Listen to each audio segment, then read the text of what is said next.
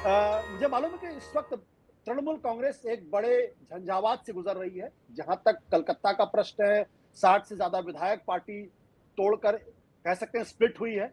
और केंद्र के अंदर भी अगर आप देखें तो 20 से 20 सांसदों ने पार्टी छोड़ी है। यानी तृणमूल कांग्रेस 3 हिस्सों में बटी हुई इस वक्त दिखाई पड़ती है। तकरीबन 8 सांसद और लोकसभा के सांसद, कुछ राज्यसभा के सांसद और तकरीबन तकरीबन 20 विधायक इस वक्त तृणमूल कांग्रेस की नेता ममता बनर्जी के साथ हैं। तो एक मुश्किल दौर है। लेकिन कुछ सागरिका जानते कितना मुश्किल दौर है। सागरिका, आपको कभी उम्मीद थी कि चुनाव हारने के बाद इतना बड़ा संकट आएगा पार्टी के ऊपर? थैंक यू आशुतोष, धन्यवाद, आपने मुझे फिर से सत्य हिंदी में आने का अवसर दिया है। नहीं, ऐसा नहीं उम्मीद थी, पर मुश्किल परिस्थिति है, कठिन समय है, पर मैं जानती हूँ और मुझे विश्वास है कि हम इस मुश्किल परिस्थिति से निकल आएंगे और हमारे लिए और हम और भी पावरफुल और तगड़ा होकर के तृणमूल कांग्रेस फिर से उभर के आएगी। सागरिका, आज की तारीख में तृणमूल कांग्रेस में हर सांसद से सवाल पूछा जा रहा है कि आप हैं कहाँ?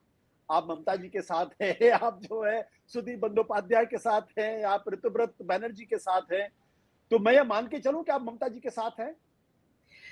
मैं बिल्कुल ममता जी के साथ हूँ आशुतोष। मुझे मालूम नहीं है कि आप बांग्ला जानते हैं कि नहीं। बांग्ला में मैं लफ्ज कह दूं कि সুখের সময় যখন আমি দিদির সাথে ছিলাম তখন দুঃখের সময় কি আমি তাকে ছেড়ে যাব?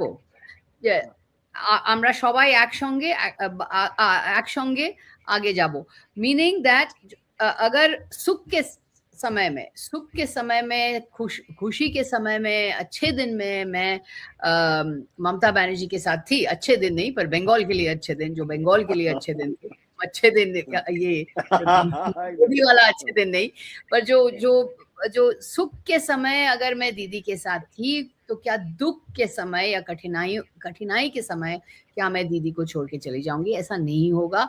मैं ममता बनर्जी के साथ हूँ, मैं ममता बनर्जी के साथ थी, मैं ममता बनर्जी के साथ रहूंगी। और मैं ये भी कहूंगी कि तृणमूल कांग्रेस ममता बनर्जी, ममता बनर्जी इज तृणमूल कांग्रेस।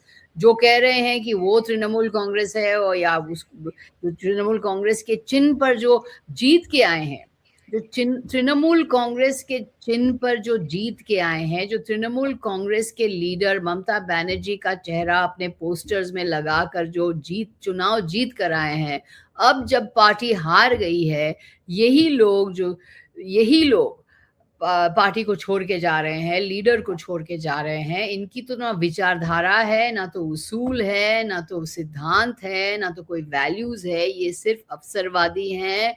इनका एक नैतिक कमजोरी है। ये मैं समझती हूँ कि चरित्र की दुर्बलता है इनकी, कि ये जब पार्टी हार गई है, उसी चिन्ह को, उसी पार्टी को, उसी लीडर को छोड़ रहे हैं जिसके बल पर वो चुनाव जीत कर आए हैं।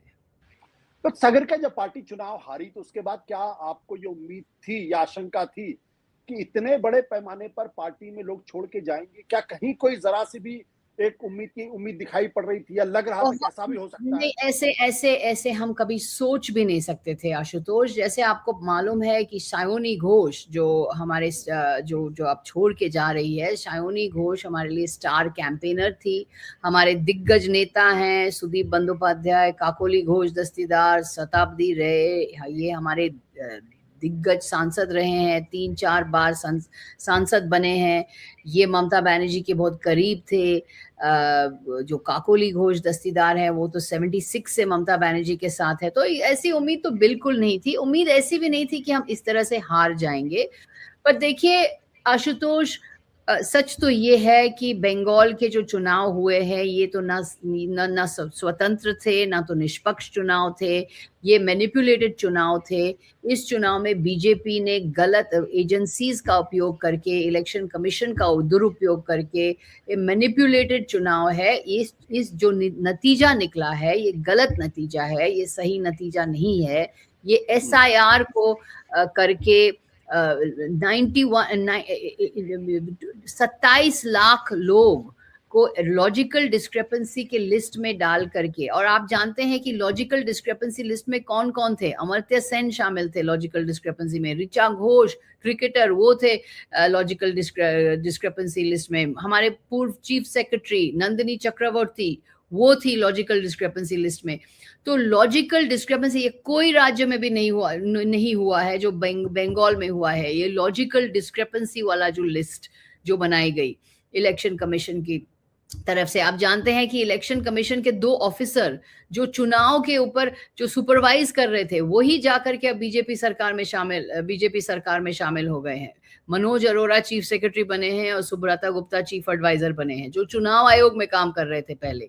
तो ये निष्पक्ष और स्वतंत्र चुनाव नहीं था आशुतोष, ये गलत चुनाव है, ये हमारे लोकतंत्र के ऊपर एक धब्बा है, और हमारा जो लोकतंत्र का जो इतिहास है इसमें एक बहुत ही एक डार्क चैप्टर है ये बंगाल 2026 का बंगाल का चुनाव। बट सागरिका के ऐसा तो नहीं कि आपने कि ये छोड़ के जाएंगे, राइट? ये चुनाव हारने के बाद का ये बहाना है। अगर आपको लगता था कि चुनाव निष्पक्ष नहीं हुआ, बेईमानी हुई है, एजेंसीज का इस्तेमाल किया गया है, दुरुपयोग किया गया है, तो फिर आपने चुनाव के वर्डिक्ट को क्यों स्वीकार किया? ममता जी ने चुनाव के वर्डिक्ट को क्यों स्वीकार किया?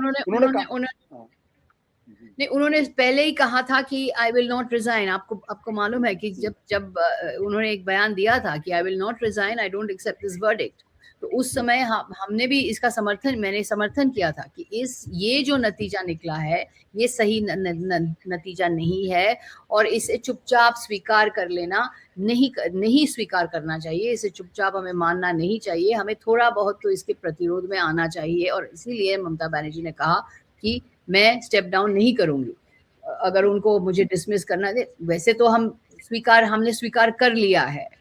देखिए, हम भी लोकतंत्र को असम्मानित नहीं करना चाहते हैं, हम लोकतंत्र के खिलाफ नहीं जाना चाहते हैं। हमारा एक इंस्टीट्यूशनल रिस्पॉन्सिबिलिटी है कि लोकतंत्र का सम्मान करे, जो नतीजा आया है, जो जनादेश आया है। हाँ, मैं ये भी स्वीकार करने के लिए तैयार हूँ कि शायद हमारे अंदर कुछ कमियां थी। 15 साल से राज कर रहे हैं, एंटी इनकम्बेंसी जरूर हो सकती थी। इस पे हम आत्मचिंतन करेंगे कि कहाँ हम पब्लिक का जो विश्वास है हमारे ऊपर, कहाँ ये विश्वास अगर हम इसको खो चुके हैं तो इसे हम इसके ऊपर आत्मचिंतन करेंगे।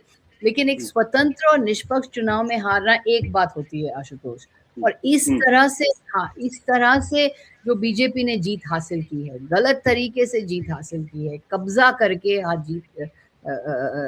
एजेंसीज पर कब्जा करके जीत हासिल की है, ये इसीलिए हम कहते हैं कि ये जो चुनाव हुआ है बंगाल में ये सही तरीके से नहीं हुआ है, ये गलत नतीजा है जो निकला है, गलत नतीजा है।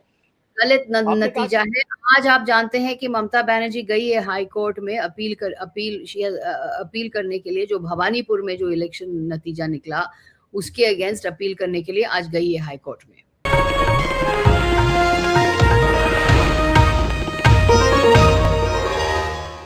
Copyright disclaimer under Section 107 of the Copyright Act 1976. Allowance is made for fair use for purposes such as criticism, comment, news reporting, scholarship, and research. Fair use is a use permitted by copyright statute that might otherwise be infringing.